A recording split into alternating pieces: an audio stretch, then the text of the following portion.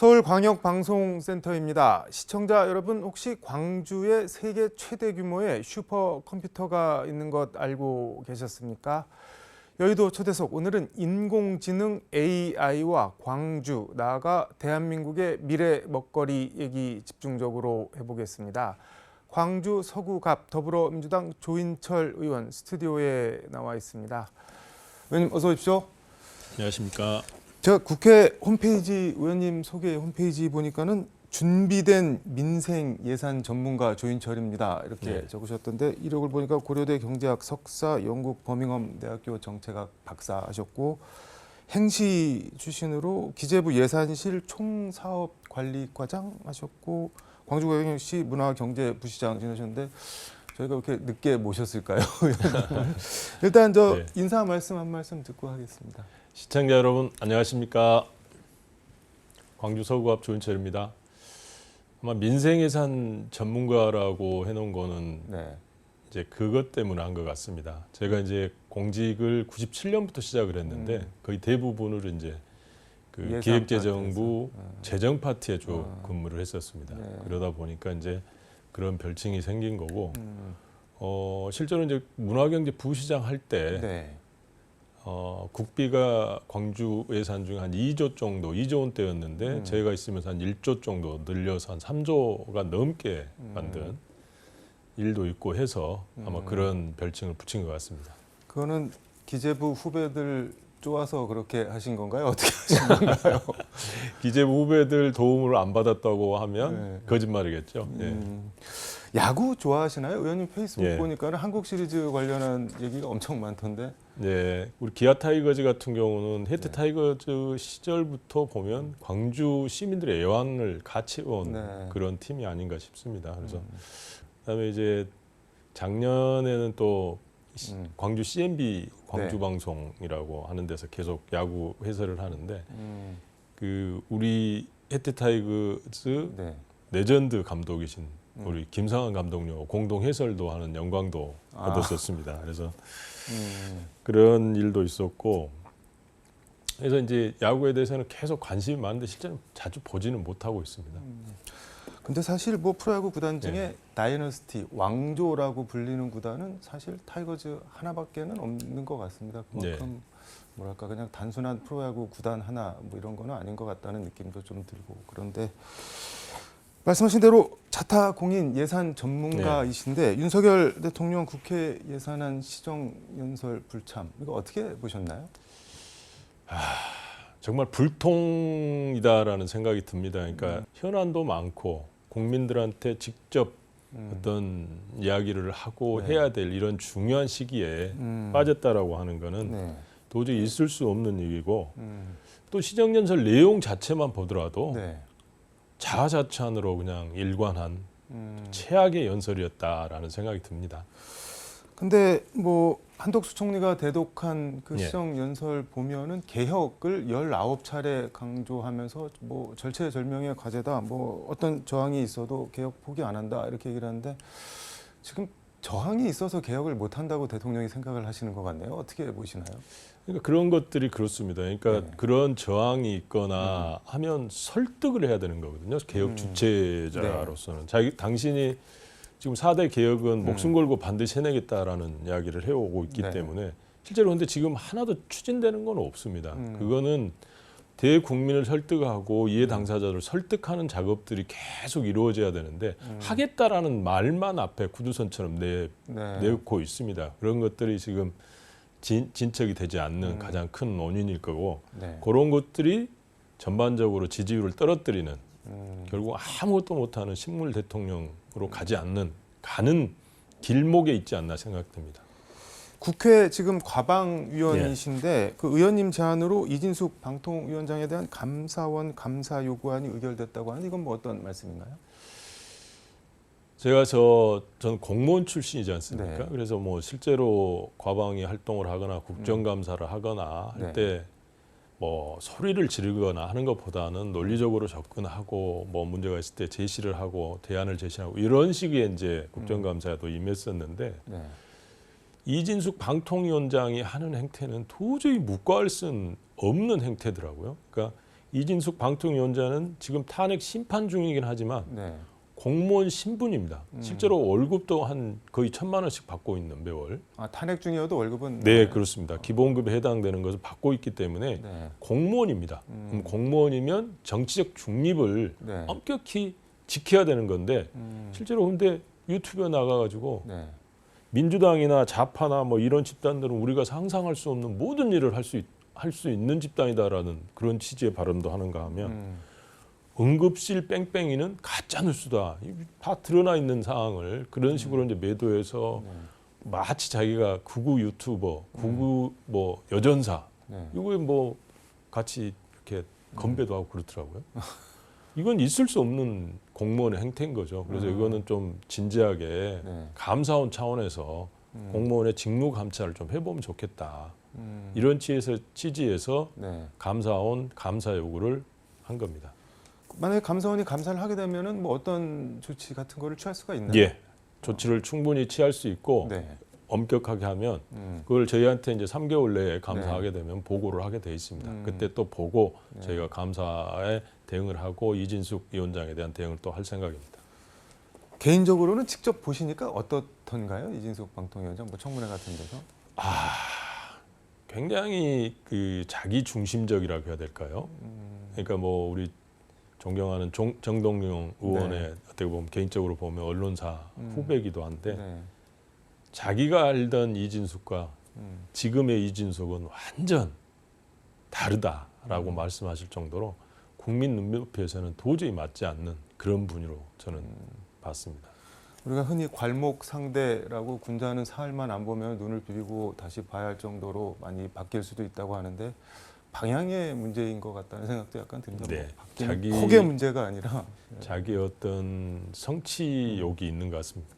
먼 목표를 위해서 그거를 가기 위한 이 네. 방통위원장도 하나의 징검다리로 이용하는 게 아닐까라는 생각도 해봅니다.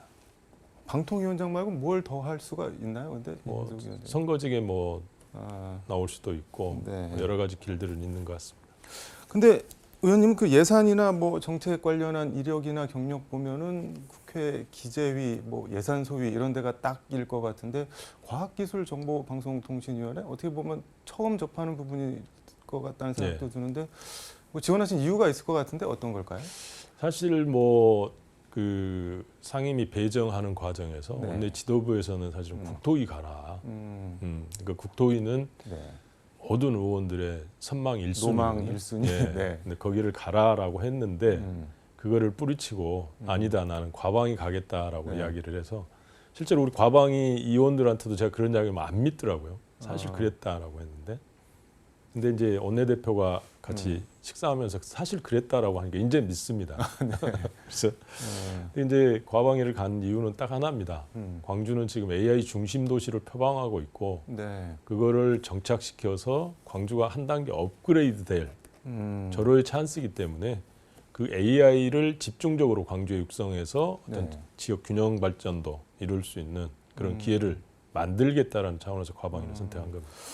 제가 국회 의안 정보 시스템 보니까는 지난 6월에 22대 국회 1호 의원님 1호 법안으로 말씀하신 인공지능 산업 육성 및 신뢰 확보에 관한 법률안을 대표 발의하셨는데 이것도 그럼 이거 하려고 과방위로 가신 맞습니다. 건가요? 그러니까, 어떤 법안인가요?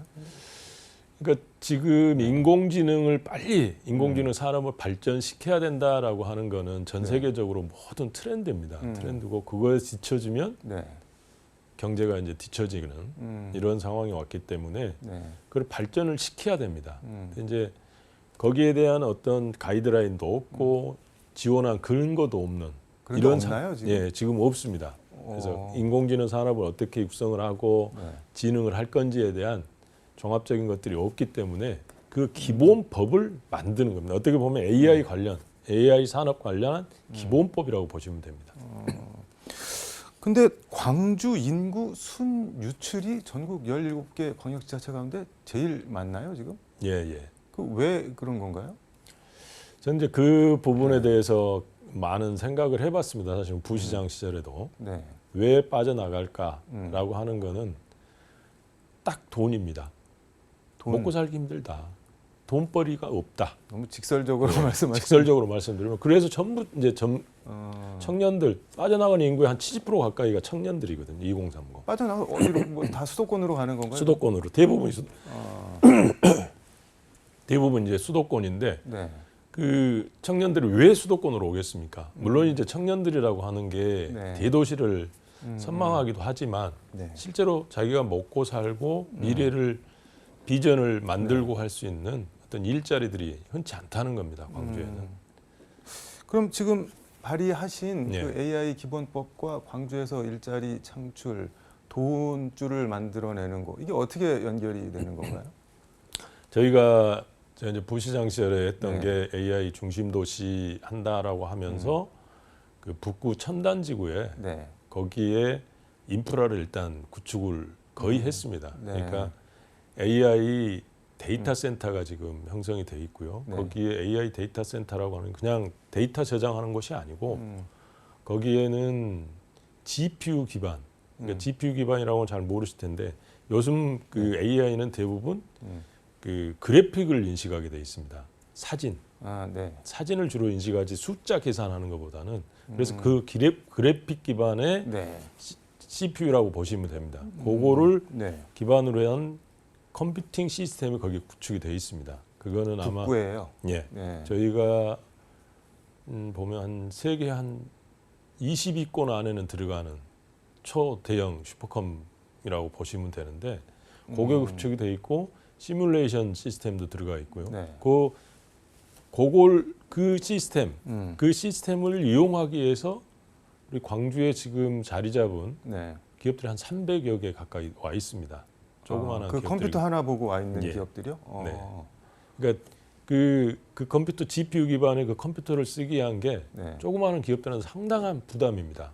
이게 뭐 한 번 쓰는데 막 5천만 원 뭐 막 이렇게 네. 넘나 봐요. 음. 그래서 광주에 오는 기업들은 네.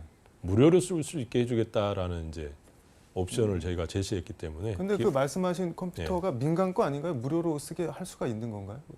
저희가 국비를 주어서 아. 그 NHN에서 구축을 했고 그 중에 저희가 국비를 일부 줬기 때문에 일부는 저희가 쓸 수 있게 이렇게 계약이 돼 있습니다. 소유나 운영은 그럼 어떻게? NHN에서 하고 있습니다.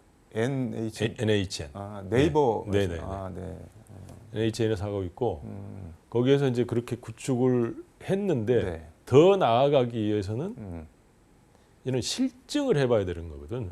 인공지능 네. 만들었으면 데이터로만 지금 구성이 돼 있지 실제로 현장에서 어떻게 되는지 이것들을 예를 들면 네. 어떤 건강 체크 시스템이다라고 하면 우리 그 화장실에 그런 이야기 많이 나오지 않습니까? 변기에 센서 넣어서 아침에 뭐 변 일을 같은 보면 걸로. 네. 다 체크해서 자기한테 돌려주는 이런 시스템 이런 것도 다 실증을 해봐야 되는 상황이거든요. 네. 그게 지금 2단계 사업으로 추진되고 있습니다. 그래서 2단계 사업이 제대로 되면 저희는 지금 9천억 수준의 지금 사업을 구상을 했고 그게 지금 예타 면제 대상으로는 확정이 됐지만 네. 사업을 구체화하는 과정에서 규모가 이제 최종 결정될 것 같습니다. 올해 안에 아마 그 결정될 것 같습니다.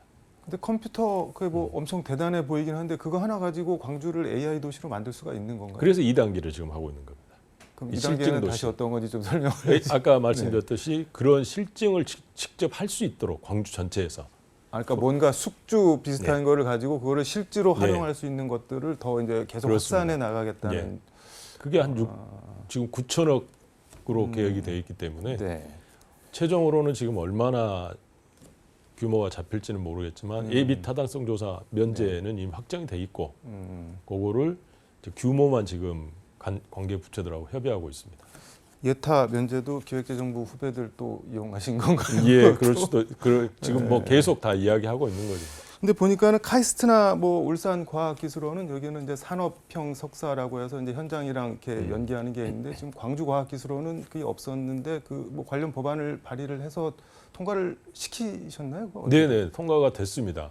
지지난달인가 통과가 돼서 네. 전문 석사 과정이라고 광주 과기원만 없더라고요.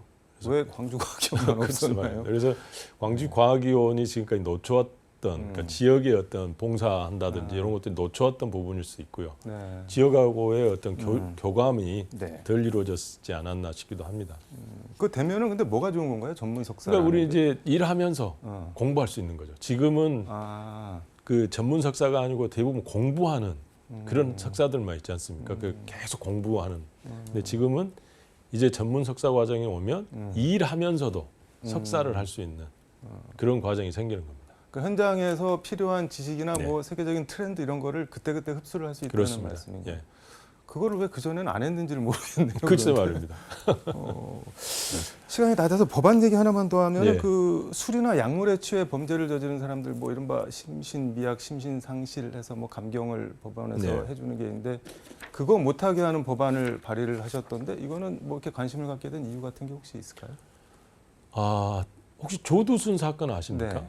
그 초등학교 1학년한테 몹쓸 짓 네. 해가지고 12년형을 받았는데 12년형을 저희가 보면 너무 적거든요.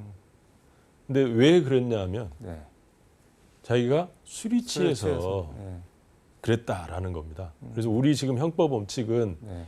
책임 능력이 있냐 없냐 요걸 많이 따집니다. 네. 그래서 심신미약하기 때문에 난 책임 능력이 없다라고 해서 감경을 해주는 거거든요. 네. 근데 스스로 자기가 술을 먹어서 심신미약 상태 만들었는데 그것까지 다 봐줘야 되냐. 이거는 사회 정의에 맞지 않다. 네. 그래서 그런 부분에 대한 거는 엄격하게 해야 된다는 입장에서 이제 발의를 한 겁니다. 이거는 여야 뭐 크게 이견이 없을 것 같은데. 예, 이견은 없을 것 같습니다. 알겠습니다. 시간이 다 돼서 다음에 다시 모셔서 말씀 한번 다시 들어보도록 하겠습니다. 아이고. 오늘은 여기까지 듣도록 하겠습니다. 아이고, 고맙습니다. 고맙습니다. 지금까지 서울광역방송센터에서 조인철 더불어민주당 의원과 함께 전해드렸습니다.